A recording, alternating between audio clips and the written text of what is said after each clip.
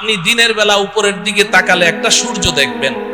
এই সূর্যটা আকারে আকৃতিতে দেখতে মনে হয় যেন একটা ভাতের প্লেটের সমান, তাই না? আসলে কি এত ছোট না? বিজ্ঞান আমাদেরকে ধারণা দিয়েছে যে এই সূর্যটা এই পৃথিবীর চেয়ে 13 লক্ষ গুণ বড়। সুবহানাল্লাহ বলেন। কত বড়? 13 লক্ষ গুণ বড়। এই পৃথিবীর সাথে আরো 13 লক্ষটা পৃথিবী এই সমান জোড়া লাগান, যত বড় হবে সূর্যটা এত বড়। সুবহানাল্লাহ।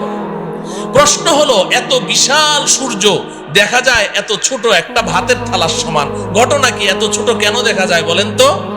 অনেক উপরে, বলেন অনেক উপরে। প্রশ্ন হলো সূর্যটা কত উপরে আছে? বিজ্ঞান আমাদেরকে ধারণা দিয়েছে যে এই সূর্যটা এই জমিন থেকে 9,30,00,000 মাইল উপরে আছে। সুবহানাল্লাহ বলেন। কত উপরে বলেন? 9,30,00,000 মাইল। মুখে তো বলে ফেললাম, কল্পনা করা যায়?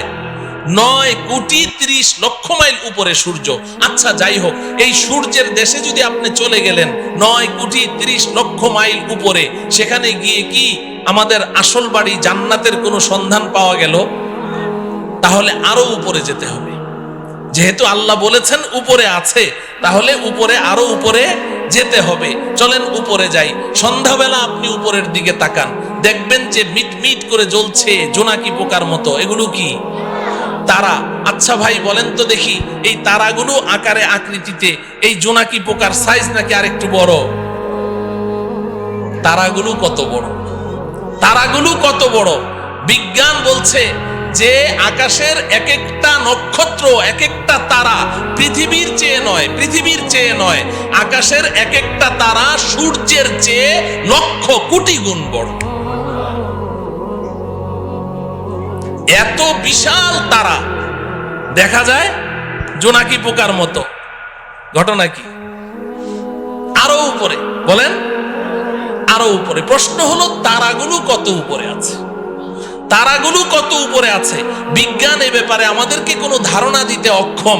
তবে অনেক গবেষণা করে বিজ্ঞান একটা তারার সন্ধান বের করেছে, যেটা পৃথিবীর সবচেয়ে কাছে, সবচেয়ে নিচের যে তারকাটি, জমিনের সবচেয়ে কাছে, এটার নাম বিজ্ঞান দিয়েছে প্রক্সিমা সেন্টারাই।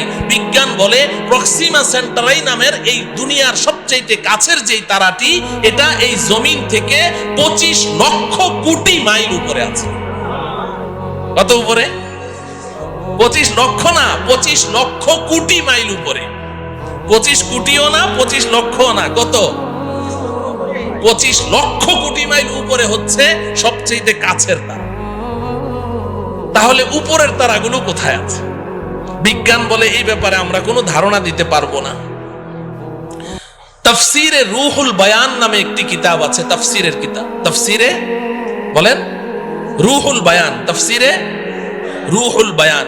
এই কিতাবের মধ্যে আছে, আল্লাহর কুদরত বুঝার জন্য বলছি, আমাদের বিবেকের মধ্যে এতটুকু ধারণ ক্ষমতা নেই বুঝার মতো। আল্লাহর কুদরত একটু বুঝার জন্য বলছি।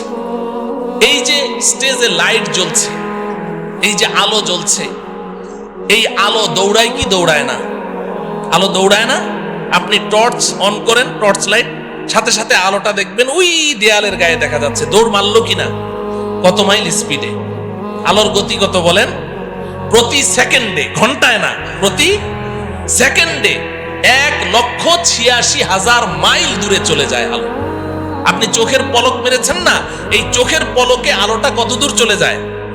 1,86,000 মাইল। একটু কল্পনা করেন আল্লাহ পাকের কুদরত কত, শক্তি কত। এই আলোর গতিটা মনে রাখেন। এবার তাফসিরে রুহুল বায়ানের মধ্যে আছে আল্লাহ রাব্বুল আলামিন আকাশে এমন অসংখ্য অগণিত তারা সৃষ্টি করেছেন।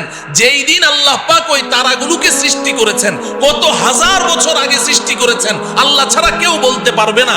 যেই দিন ওই তারাগুলো সৃষ্টি করেছেন, ওই দিন প্রত্যেকটা তারা তাদের নিজ নিজ আলো পৃথিবীর দিকে ছেড়ে দিয়েছে। ওই আলোগুলো দৌড় শুরু করেছে প্রতি সেকেন্ডে 1,86,000 মাইল স্পিডে দৌড় শুরু করেছে। আজও সেই আলো পৃথিবীর দিকে দৌড়াচ্ছে, আজও দৌড়াচ্ছে, এখনো পর্যন্ত পৃথিবীতে এসে পৌঁছতে পারে নাই। অতএব কল্পনা করে দেখুন যে আকাশের তারাগুলো কোথায় আছে। আল্লাহ। আচ্ছা, সেই আকাশের তারা যেখানে আছে